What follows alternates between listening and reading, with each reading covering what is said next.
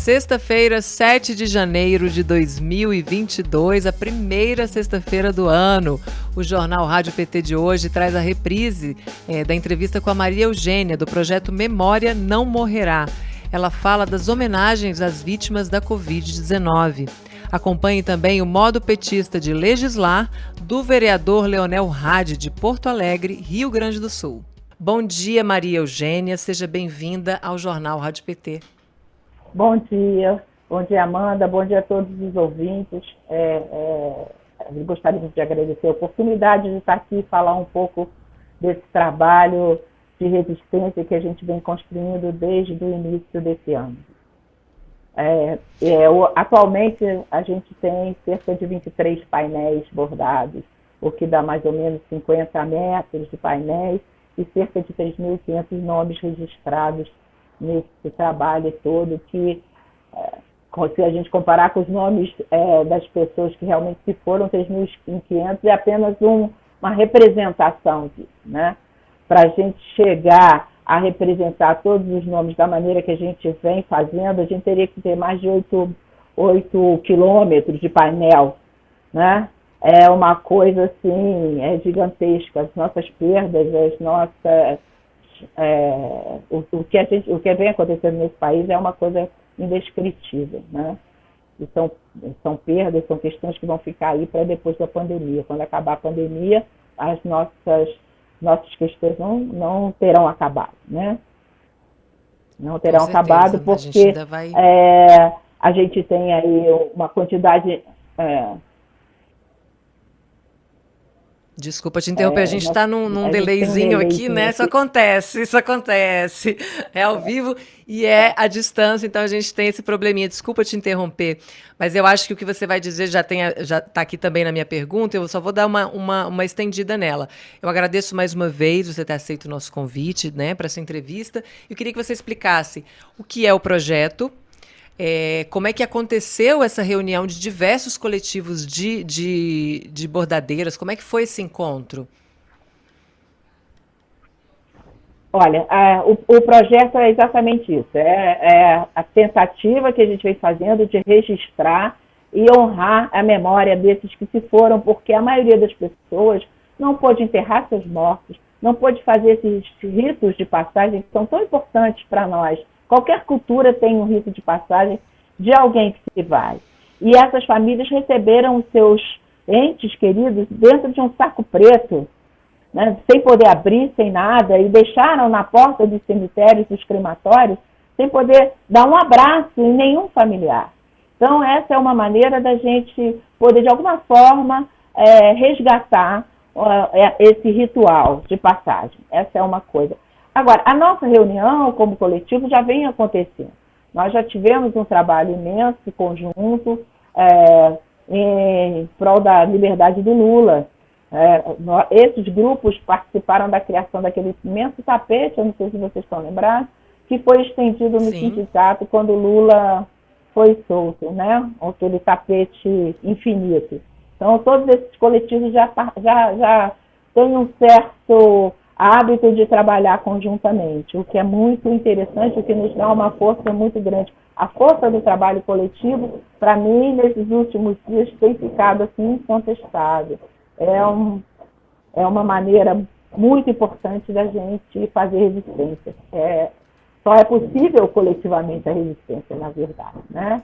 Então, a gente, no momento que essa tragédia se abateu sobre nós, começou a pensar que não é possível a gente ficasse indiferente a isso e que a gente não encontrasse uma maneira de resistir não só à tragédia em si, sobreviver a ela, mas sobreviver a tudo que esse governo vem fazendo contra a população, né? De que maneira nós poderíamos denunciar isso através do nosso trabalho, da nossa luta, a nossa luta é feita de agulha e linha, né? Através dos nossos pontos, é uma luta ponto por ponto. Então, a gente imaginou essa possibilidade e criou esse projeto que foi inspirado numa canção do Fernando Brant e do Milton Nascimento, que chama-se Sentinela, e que nos coloca todos essa canção foi na época da ditadura, né, sobre aqueles que sumiam e que nos colocavam como sentinelas dos corpos desses amigos que se foram. E é isso que nós queremos ser. E essa sentinela não quer apenas homenagear e registrar, mas denunciar e lutar por justiça. Justiça para todos esses que se foram de uma forma tão terrível. Né? Verdade é que além do mais, a gente, né, hoje fica mais... Desculpa. Quando for assim, eu paro e você continua. Pode continuar. A gente hoje fica imaginando assim, se a gente fosse fazer 1 minuto de silêncio por cada um desses 605 mil mortes, a gente teria que ficar 420 dias em silêncio. Sim, fazendo algumas comparações, umas estatísticas, é importante a gente perceber a grandeza desse tamanho disso, né? Se a gente colocasse uns caixões, uns do lado do outro, não digo nem na largura, né? Um do lado do outro seriam 484 quilômetros de caixões, né? E apenas 49 municípios do país têm mais de 500 mil pessoas. Houve mais mortes do que nascimentos nesse período de 2021 no país. Então, nós estamos vivendo num estado de guerra. Haverá consequências a posteriori. Milhares de pessoas que ficaram com sequelas, milhares de órfãos, eu acredito que são cerca de 140 mil órfãos ou mais. Então, as consequências disso serão sentidas nos próximos anos, ao longo de muito tempo. Né? Porque como nós vamos lidar com isso? Né? Então, a nosso dever de olhar para isso com um lente de aumento e de acompanhar toda e qualquer decisão em relação às vítimas, que não são só as que se foram, é uma coisa muito importante. A sociedade tem que conjuntamente tomar conta dessas pessoas. Sem dúvida alguma. A gente tem mensagens aqui, o Paulo Carvalho, Paulo Carvalho, não, a Gláucia, Memória Não Morrerá, relembrando aqui o nome do grupo, né? A Meg, que legal, bordadeiras dando exemplo de organização, né? E solidariedade, parabéns. Maria Bernardes aqui, viva o SUS, a Dulceia Machado Martins, viva o coletivo de bordadeiras. E assim, Maria Eugênia, o que me tocou particularmente nesse projeto é que o bordado é uma arte muito minuciosa, né? Um trabalho muito precioso, que exige tempo, exige dedicação. E quando ele é feito manualmente, né, cada trabalho ele é único, assim como cada vida perdida nessa pandemia, né? E eu queria que você falasse se dentro dos grupos, se vocês tiveram também muitas perdas, como é que vocês estão lidando com isso? Como é que estão essas bordadeiras, assim? Como é que foi essa questão do luto entre vocês? Todo mundo teve perdas, né? Todo mundo. Especialmente assim, dentro do nosso grupo, aí eu posso falar mais porque é mais próximo a mim, no Rio de Janeiro, há pessoas que são mais idosas. Né? Essa também foi uma forma dessas pessoas que não podem estar o tempo todo na rua, o tempo todo, não podiam se expor, de fazer ouvir a sua indignação, a sua voz.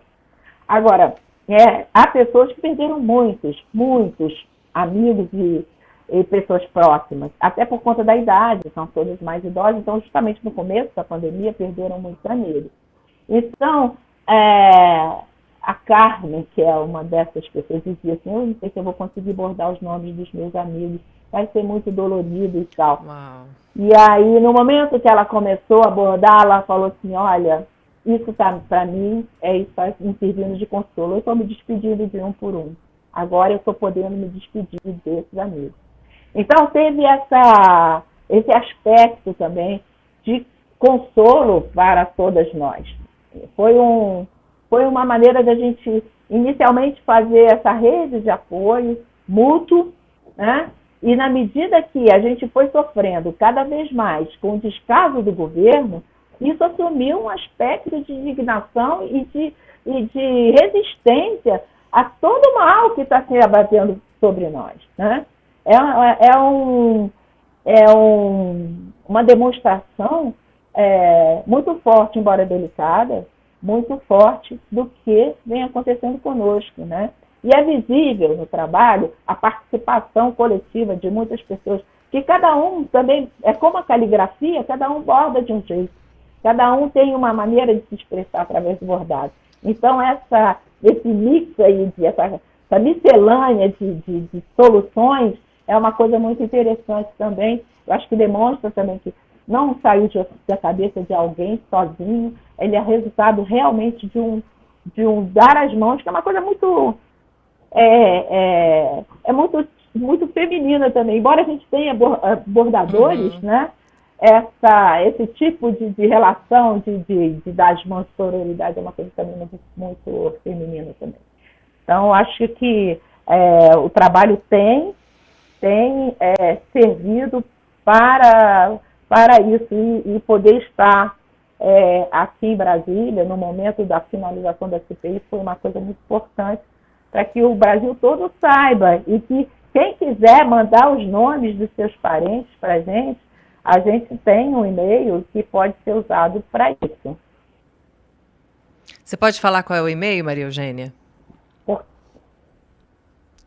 O e-mail para envio dos nomes, né? @gmail.com. Linhas do Rio. Eu vou colocar aqui no chat, gente. Baixa. Isso. Vou colocar aqui no chat do nosso YouTube, linhasdorio@gmail.com, para quem quiser mandar o nome da sua pessoa querida, né, que veio a falecer nessa pandemia. E você falou agora da CPI.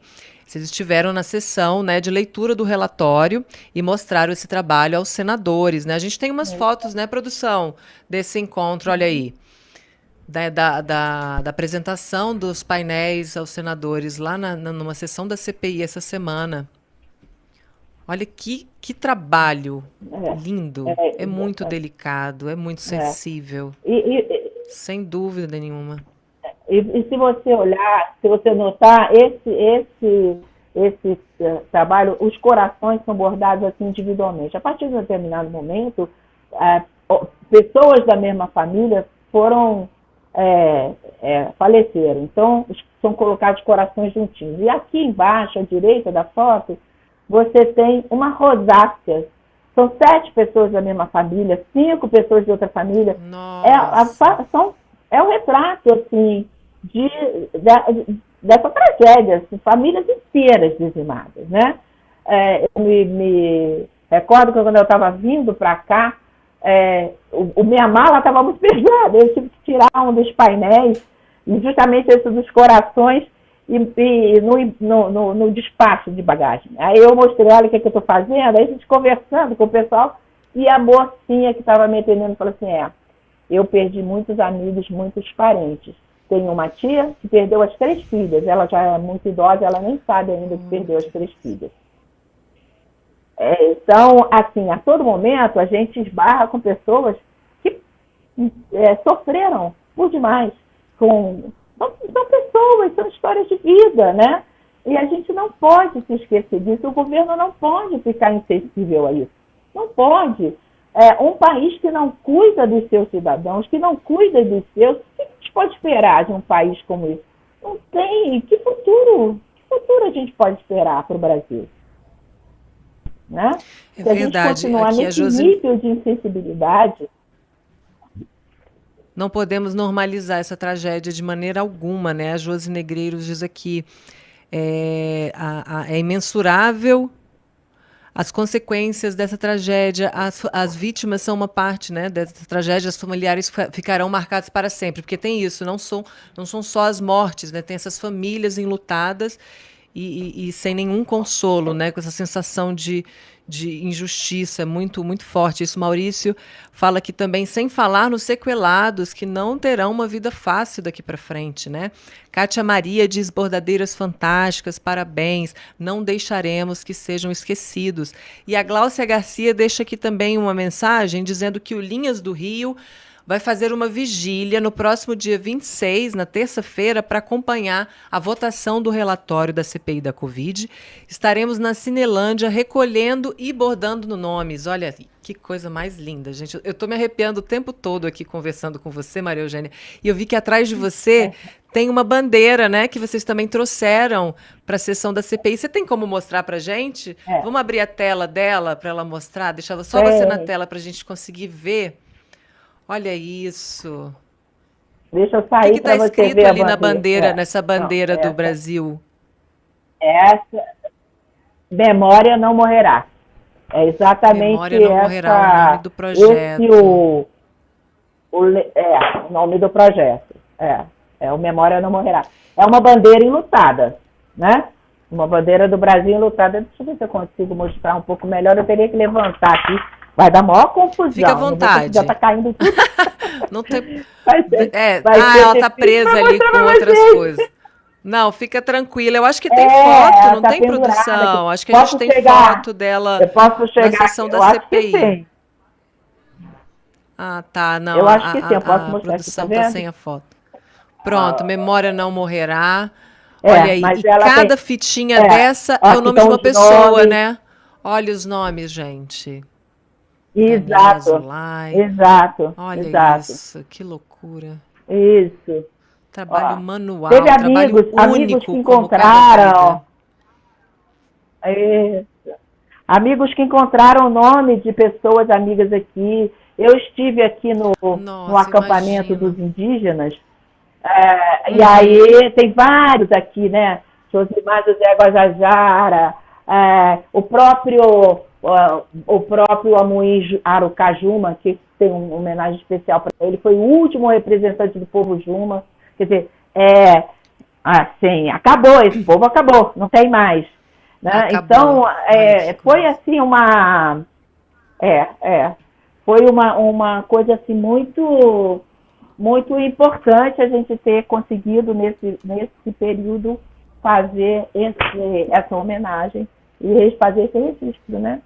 Eu acho que o trabalho não acabou, né? Enquanto enquanto houver pandemia, enquanto houver descaso, a gente está fazendo o registro desse momento.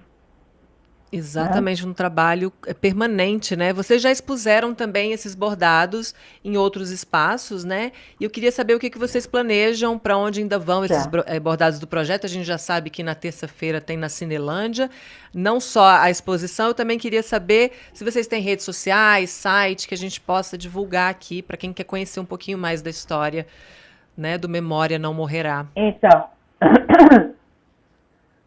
a gente tem Instagram e Facebook do Linhas do Rio. Linhas do Rio, direto. Todos os coletivos têm seus Facebooks e Instagram. Então tem Linhas do Horizonte, tem Facebook, Linhas de Sampa, Linhas de Santos, Linhas do Mar, o Borda Luta. Todos esses coletivos podem ser encontrados no Facebook ou no Instagram. E o Linhas do Rio tem Facebook e Instagram e que está priorizando o projeto Memória Não Morrerá nesse momento. Esse é os posts são sempre voltados para isso. E a gente procurou documentar também todas as nossas saídas com esses painéis que já estiveram em todas as manifestações de Fora Bolsonaro, além de participar de uma missa de Pentecostes do padre Júlio Lancelotti, que nos convocou para vir a Brasília, para estar em Brasília. Desde então a gente vem pensando isso. Ele abençoou cada um desses painéis que a gente tinha na época. Foi uma coisa muito emocionante. A gente apresentou isso com o Rio de Paz, na praia de Copacabana.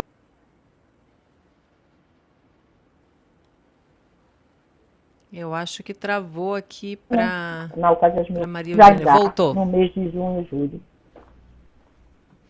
Maravilha, a gente tem mais mensagens. Eu vou só pedir para você chegar um pouquinho mais para a direita, que está partindo o seu rosto, para você centralizar na sua câmera. Pronto. Enquanto eu leio aqui mais mensagens também, a Meg diz, lindíssimo, emocionante, né? Isso aí, a manutenção, um pouco temos que voltar às ruas, gritar pelo nosso direito. Bordadores são cultura, sempre respeitaremos o trabalho de vocês, o Maurício diz. Maria Bernardes está aqui emocionada. a Meg, esse registro dos nomes, né, eterniza na história a existência dessas vítimas. A Josi Negreiros diz que o trabalho das bordadeiras é magnífico e lembro das crocheteiras do Rio Grande do Sul que se manifestavam pela arte do crochê ao massacre dos aposentados na era FHC. Olha aí, bem, boa lembrança.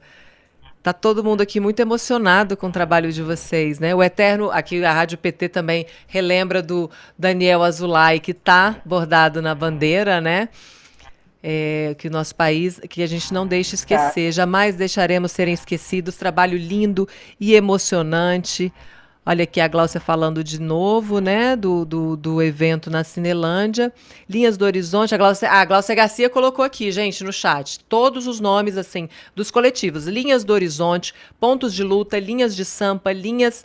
Peraí que o pessoal aqui tá falando muito. Linhas do Mar, Linhas de Santos, Borda Luta, Mulheres da Resistência no Exterior. Então vocês peguem esses nomes e procurem nas redes sociais que vocês vão encontrar os perfis, né, de todos os coletivos. Deixa eu ver se tem mais mensagem aqui para você, todo mundo parabenizando, lindo trabalho, muito sensível. Eu te agradeço mais uma vez a participação aqui no Jornal Rádio PT, Maria Eugênia, a gente vai acompanhar esse trabalho, que é um trabalho perene, né? Vocês vão ficar abordando e a gente vai ficar acompanhando esse trabalho de resistência. Exatamente. E também muita poesia, muita arte de vocês. Parabéns. Muito obrigada e vamos em frente, né? Muito bom poder contar com esse canal de comunicação e uma rádio, uma TV que também é da resistência, né? Estamos juntos, estamos todos juntos resistindo e lutando por um Brasil melhor, mais justo, mais humano.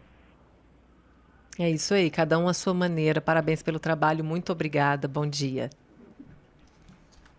Obrigada. Bom dia. Bom dia, vereador. Seja bem-vindo ao Jornal Rádio PT. Bom dia a toda a audiência. Bom dia à Rádio PT. É uma honra estar aqui com vocês. E obrigado, né, pela oportunidade, né, de a gente estar fazendo esse debate. Eu vou começar pela sua entrada na política, tá, vereador? Você já foi ator, seu pai era dramaturgo, a sua mãe fundou, né, ajudou a fundar o PT no Rio Grande do Sul, então você já foi ator, músico, tem formação em história, direito, atuou como policial civil por 10 anos. O que te motivou a concorrer a uma cadeira no Legislativo? Bom, eu me candidato a primeira vez a vereador em Porto Alegre em 2016, após uma série de perseguições que eu vinha sofrendo dentro da instituição, né, da Polícia Civil. Eu sigo policial, né, eu estou licenciado, e daí naquele período ali foi um período muito difícil, porque eu tinha feito uma campanha para o Tarso Genro, como militante, eu sou filiado ao PT desde 99, e tinha feito uma campanha muito militante para o Tarso Genro, que era o governador aqui do Rio Grande do Sul, em 2014, e no segundo turno ele estava numa disputa com o Sartori, do MDB, e eu fiz uma campanha muito forte. E isso causou um desconforto entre alguns delegados da Polícia Civil que eram favoráveis ao Sartori.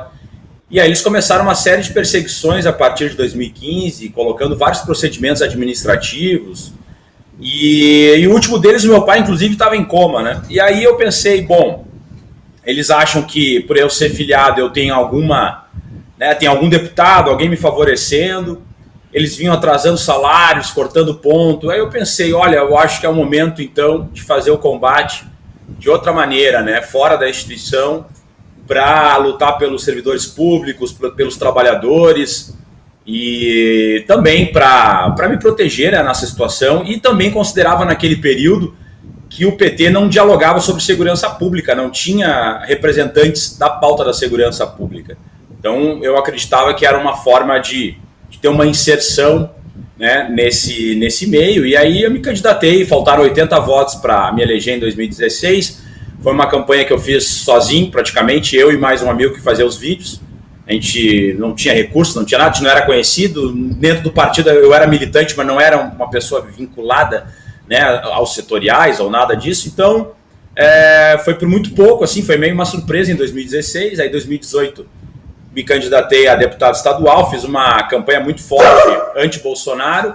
E aí, agora, em 2020, a gente consegue, então, a eleição, né, e eu acabei sendo o vereador mais votado do PT em Porto Alegre. E a sua atuação também, porque você se declara antifascista desde sempre, até na polícia, né? Teve um episódio em 2015, inclusive, né, de discriminação com um frentista haitiano. Como é que era essa sua atuação na polícia antes de você entrar para a política? Eu tenho feito uma atuação muito forte na pauta antifascista e antirracista faz muito tempo, e eu comecei a perceber que essa pauta era muito relevante e tinha uma piora no quadro a partir de 2013, né, dessas manifestações, ali a Caixa de Pandora. Inclusive eu trabalhei muito naquelas manifestações ali e comecei a analisar, e eu debatia com o pessoal dos direitos humanos e tal. Eu dizia, olha, isso aí não é um novo movimento social, isso aí é um protofascismo e tal. Eu meio que alertava, os caras, não, é a primavera, não sei o que, enfim. Mas 2015 teve um fato deu muita repercussão. Tinha um frentista haitiano aqui em Canoas, que é uma cidade da grande Porto Alegre, e ele tinha sido atacado por um indivíduo que descia, era um vídeo que viralizou esse vídeo, esse indivíduo descia fardado, de roupa do exército, tinha um broche do BOPE, ele fazia às vezes como se fosse policial e abordava esse haitiano e aí dizia que ele era um guerrilheiro comunista, que ele não tinha capacitação, que ele estava tirando os empregos dos brasileiros, que a Dilma era culpada por estar infiltrando esses terroristas, e ele humilhava esse haitiano, e esse vídeo viralizou, e eu identifiquei quando chegou, eu disse, isso aqui, né, em Canoas, e fui atrás, daí identifiquei esse agressor, quem tinha feito o vídeo, e eles foram condenados depois, em 2017, pelo crime de racismo. A gente conseguiu praticamente sozinho, porque eu tive que batalhar, inclusive, dentro da instituição. Então foi muito difícil, mas a gente fez esse trabalho. E aí teve depois um festival neonazista, que a gente conseguiu cancelar, entre outras atividades aí de grupos de intolerância. E agora no mandato nós temos uma operação, entre aspas, que nós chamamos de Bastardos Inglórios, onde a gente faz monitoramento de redes de ódio, inclusive com a professora Adriana Dias, da Unicamp, que nos auxilia muito, e a gente já entregou 2 dossiês até agora para a Delegacia de Polícia de Combate à Intolerância, e eles estão realizando as investigações. Temos aqui mensagens no chat para você. Gostei da camiseta, Maria Bernardes fala. Josi Negreiros, que é sua eleitora, diz aqui, o rádio pertence ao grupo de policiais antifascistas, sempre usa essa camiseta, a Josi te conhece há bastante tempo, integra o grupo, aliás. Aqui o João Ricardo Roque diz, parabéns pelo posicionamento antifascista. Para quem está chegando agora, eu estou conversando com o Leonel Hadi, que está em seu primeiro mandato como vereador pelo PT em Porto Alegre. Vereador, falando, né, do antifascismo, dessa atuação, na última semana a gente teve aquele episódio violento, né, aquele ataque à Câmara Municipal de Porto Alegre pelo grupo de manifestantes com cartazes, suástica, nazista. A bancada do PT e outras bancadas progressistas reagiram, né, em repúdio. O resultado é esse pedido de cassação do seu mandato. Eu queria que você comentasse esse episódio, esse momento atual no Brasil em que esses grupos estão tão à vontade em manifestar, né, a violência, a intolerância. A gente pode narrar 3 episódios anteriores a isso que aconteceu na Câmara. No início do ano teve uma série de manifestações ali, quando começou, teve uma piora no quadro muito forte aqui no Rio Grande do Sul da pandemia no início do ano. Porto Alegre foi o epicentro, né, das mortes pela Covid. Foi Manaus, depois foi Porto Alegre, as piores cidades, assim.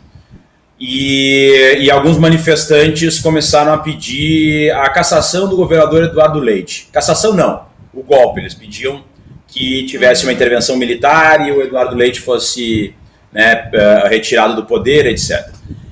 Uma dessas manifestações, uma das manifestantes utiliza uma frase nazista, fala em alemão, inclusive, e ela diz assim, nós vamos tirar esse governador porque ele é um comunista, isso, aquilo. Imagina Eduardo Leite comunista, mas enfim.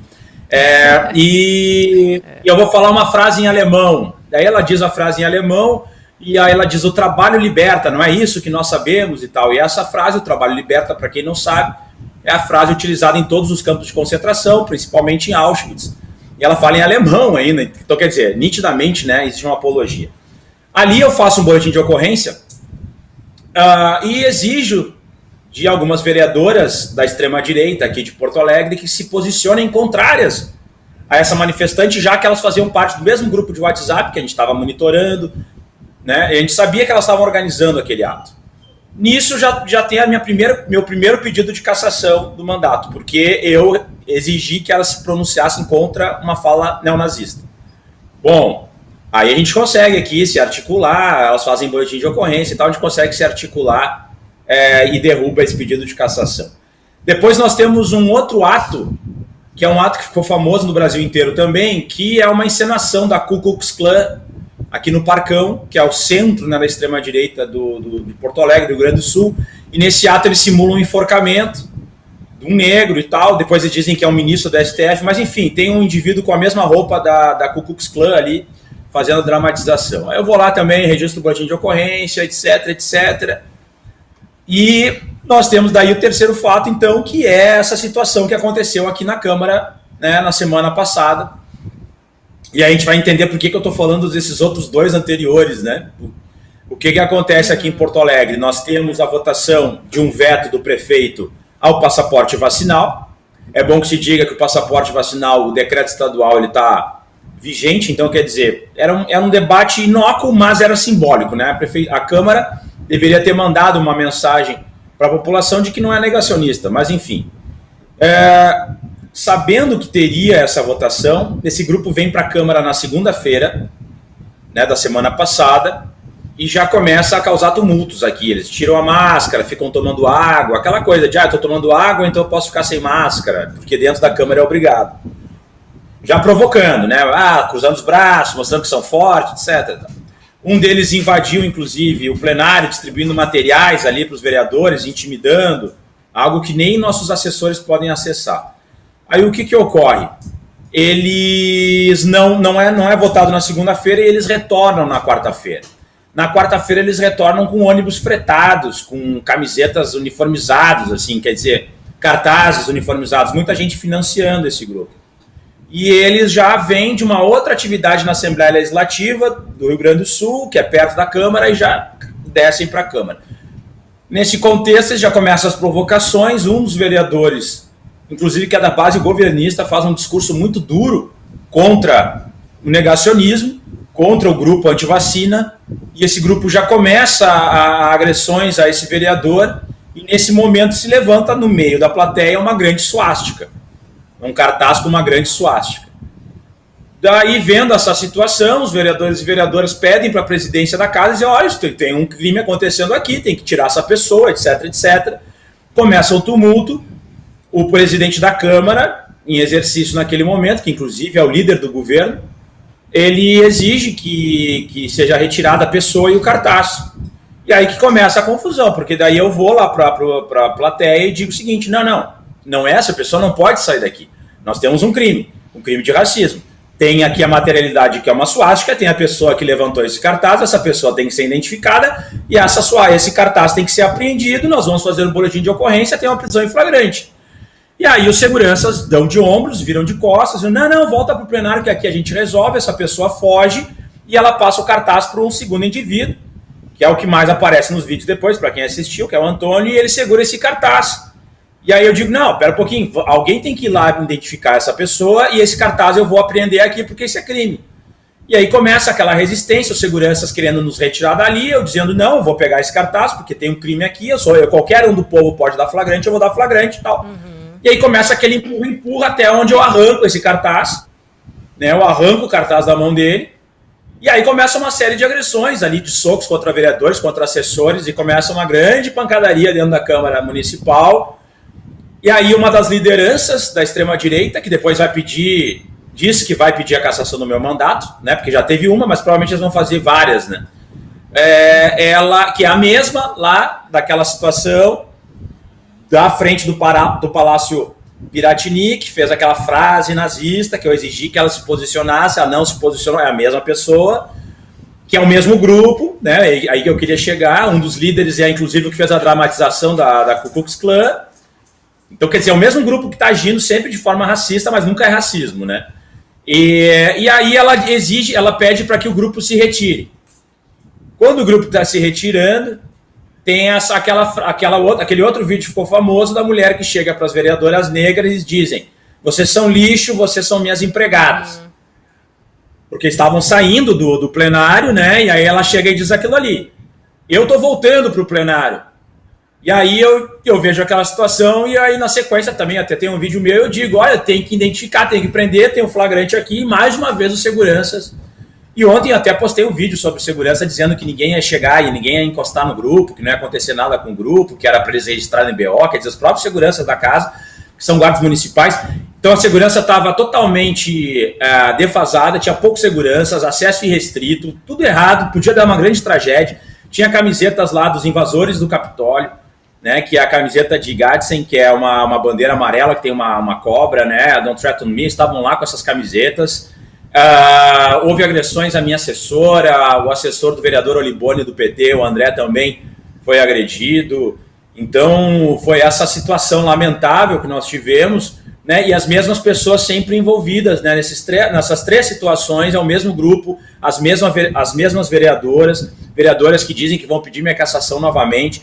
E aí esse indivíduo que fez a dramatização da Ku Klux Klan, que organizou aquele ato, ele vai lá e se acha no direito, porque daí no dia, na quarta-feira, invadindo a Câmara, eu faço um vídeo e digo, olha, esse indivíduo aqui é o indivíduo lá da Ku Klux Klan, que fez a dramatização. Aí ele se acha no direito de sair fazendo o boletim de ocorrência, ir no Ministério Público e pedir a cassação do meu mandato na Câmara Municipal. Por quê? Porque eles não suportam, né, um policial antifascista, e eles nitidamente têm medo, vão dar real, né? A extrema-direita tem medo de um policial antifascista, eles têm nitidamente pânico, e aí eles precisam ficar nessa situação, criando esse tipo de incômodo, né? Mas eu também já fiz meus boletins de ocorrência, enfim, ele também vai responder pelo que ele está fazendo, e é uma pessoa deplorável. Foram ontem para uma rádio aqui falar sobre fazer propaganda negacionista. Tinha dentro também da Câmara um agressor de professores que já tinha sido preso por agredir professores em frente à prefeitura. Foto com armas, com o Eduardo Bolsonaro estava lá dentro no dia também, tumultuando, aparece bastante nos vídeos. E todos eles entraram pelo gabinete, basicamente, dessas duas vereadoras, da Nádia, da Bart, e também o líder, né, que é o Antônio, esse aí, que já tinha sido cargo de confiança, era cargo de confiança da prefeitura. Ele sai escoltado aí no carro de uma vereadora, Tanise Sabino, que é da bancada evangélica. Então, foi essa situação que nós vivemos aqui na Câmara Municipal de Porto Alegre. Uau, muita gente aqui perguntando, e eu também vou aproveitar, porque eu vi o vídeo que você divulgou. Tem coisas em comum com essa invasão e a do Capitólio, que parece que a segurança dá uma força, né? Conta aí como é que foi. Está sendo apurado, a segurança da Câmara está sendo investigada, porque parece que houve uma facilitação, né? Inclusive um dos seguranças vira para o manifestante e fala, ninguém vai mexer com vocês. Como se sentir seguro no seu ambiente de trabalho dessa forma? Exato, isso eu alertei no dia, eu tenho feito essa denúncia no dia, porque eu disse assim, olha, esses indivíduos já tinham vindo à Câmara na segunda-feira, eles já tinham causado tumulto. Se sabia que ia ter, porque a vereadora que organizou a entrada deles, ela estava na Assembleia Legislativa de manhã, sabia da quantidade de manifestantes, sabia que estavam vindo do interior, tinham mais de 50 manifestantes naquele momento, quando foram lá para a Câmara, né? Os vereadores de oposição, presencialmente, tinha talvez 8 ou 9. Então, era notório que isso iria acontecer. Em todos os lugares que os anti-vacina, essas pessoas anti-passaporte vacinal se manifestam, acontecem confrontos. Acontecem no mundo inteiro. Né? Essas pessoas são intolerantes, as pessoas são violentas, elas têm uma lógica totalmente deturpada. E aí, quando nós chegamos na Câmara naquele dia, diferentemente de todas as outras pautas mais polêmicas que tiveram e foram apreciadas, claro, pauta antipovo, aí sempre tinha a ROMU, que é a Rondas Ostensivas da Guarda Municipal, que é uma espécie de polícia de choque, estava presente na Câmara. Tinha reforço de contingente, tinha controle de entrada para entrar, inclusive no estacionamento era muito dificultado. E nesse dia, né, uma horda indo até a Câmara e não tinha absolutamente nenhum tipo de reforço da segurança, né, da segurança interna da casa. É bom que se diga que a Guarda Municipal é que faz a segurança do plenário, então aquele indivíduo que a gente vê ali no vídeo, ele é um guarda municipal. Então a Guarda Municipal faz digamos, a segurança interna do plenário e externamente são alguns seguranças particulares, que não tem essa função de repressão, é mais patrimonial, né, aquela questão. E aí naquele dia tinham 4 guardas municipais. 1h30 depois de todo o caos, chegou uma viatura da Guarda Municipal com mais 2 guardas municipais, se isso. Então, quer dizer, a gente ficou 1h30 tendo que lidar de forma... Os vereadores tiveram que fazer a segurança da casa. Os vereadores de oposição, vamos dizer assim, tiveram que fazer a segurança da casa para que esses manifestantes não pudessem seguir cometendo seus crimes lá dentro, né? E nós praticamente tivemos que levá-los até a rua. A verdade foi isso que aconteceu. Indivíduos, inclusive, que fazem parte de clubes de tiro, que fazem parte de grupos de intolerância. Quer dizer, ficamos totalmente vulneráveis a uma grande tragédia acontecendo dentro da Câmara Municipal de Porto Alegre. Colocou todo mundo em risco, né? A gente tem aqui mensagens. O Minnesota diz parabéns ao vereador pelo combate contra esses criminosos fascistas. Alice Pinto Ailon. Felizmente estamos muito bem de vereadores do PT e das esquerdas. Leonel Hadi é guerreiro antifascista, fascistas não passarão. A Cleusa Ramos diz esse pessoal tem que ser punido. A Meg comenta, Leonel atuou no momento preciso, parabéns. E a Josi Negreiros, seguranças alinhados com o grupo e com vereadores fascistas. O Vicente Godo diz parabéns, vereador. Realmente deve ter sido um momento de muito terror. E eu queria aqui também aproveitar, a gente falou sobre essa situação, esse episódio, mas como a gente também quer falar do seu mandato, eu queria que você explicasse como é que funciona a sua estratégia de mandato guarda-chuva. Esse é o seu modo petista de legislar, essa escuta, esse mandato participativo, como é que é esse guarda-chuva? Muito interessante, né, essa ideia, porque, em primeiro lugar, a gente tem um mandato que tem um conselho, né, é um conselho de diversas pautas, nós temos as pessoas que representam aquela pauta, né, das PCDs, então a gente tem a Evelyn, que é das PCDs, a gente tem a Júlia, que é do movimento feminista, a gente tem o Leandro, que é da pauta LGBT, enfim, e boa parte deles está, né, no mandato como equipe, vamos dizer assim. Então é um mandato muito horizontal, em que nós damos lugar de fala a quem tem que ter lugar de fala, e o mandato serve como um vetor, na verdade, né? Ele é um vetor das demandas de diversos grupos que pensam através de ONGs, movimentos sociais, pensam as suas pautas. Então, por exemplo, nós aqui no mandato somos os autores da lei da saúde menstrual, né, que debate essa situação da pobreza menstrual, da distribuição de absorventes. Então, quer dizer, muitas pessoas às vezes ficam assim, mas como assim, né, um mandato de um homem policial e tal, ter essa pauta? Por quê? Porque essa é uma pauta pensada, né, pelo movimento feminista, pelas políticas públicas que fazem parte do nosso mandato. Outra pauta, por exemplo, a Casa de Passagem, Márcia Santana, que foi uma grande militante do Partido dos Trabalhadores, do movimento feminista também. A Casa de Passagem Márcia Santana para mulheres vítimas de violência também é um projeto indicativo nosso, também vai ter um aporte financeiro das nossas emendas impositivas e é uma política pensada, né, para as mulheres vítimas de violência.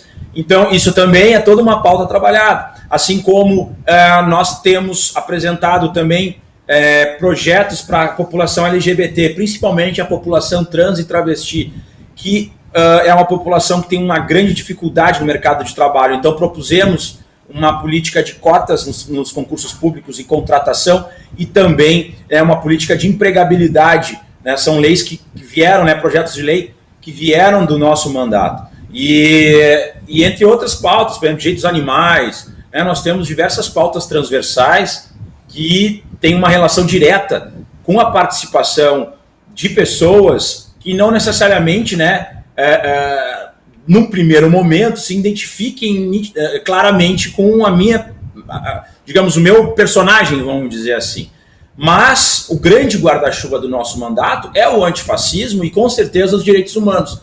Então a gente considera que tudo aquilo que está embaixo desse guarda-chuva, embaixo desse conceito, pode ser trabalhado de forma harmônica e de forma coletiva. E é isso que a gente tem buscado fazer, né, no nosso mandato aqui em Porto Alegre.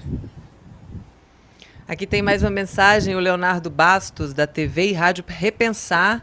Entrevistamos o grande guerreiro Hadi na nossa TV Repensar, te manda aqui uma saudação.